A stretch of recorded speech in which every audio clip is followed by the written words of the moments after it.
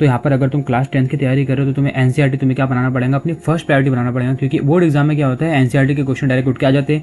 हमें क्या करना है, कंसिस्टेंट स्टडी करना है, मतलब डेली की स्टडी करना है, नॉट ओकेजनली।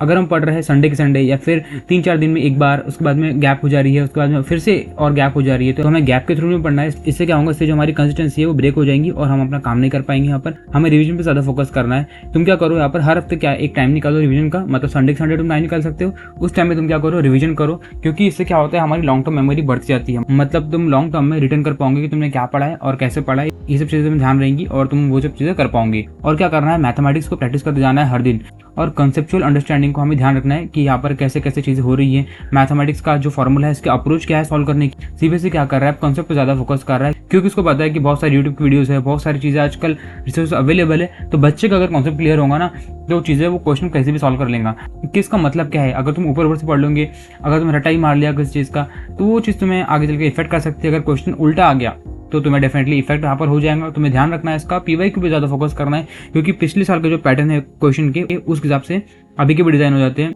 तो तुम्हें ध्यान रखना है कि पीवाईक्यू तुम करके जाओ, क्योंकि क्वेश्चन पैटर्न वहाँ पर पकड़े जाते हैं, इंपॉर्टेंट टॉपिक्स वहाँ पर मिल जाते हैं। तो मार्किंग शीट मालूम पड़ेंगी, टाइम का मैनेजमेंट अगर मालूम पड़ेगा। अगर तुम उसको मॉक टेस्ट लगा रहे हो पीवाईक्यू की, डेफिनेटली वो तो बेस्ट ही है, तुम्हें वो मॉक टेस्ट लगाना है पीवाईक्यू की। सर रेफरेंस बुक में ना सैम्पल पेपर अवेलेबल रहते हैं लास्ट में, उसको भी तुम सॉल्व करने की कोशिश करो। मिस्टेक यहाँ पर अपनी चेक किया करो कि कहाँ का मिस्टेक हो रही है।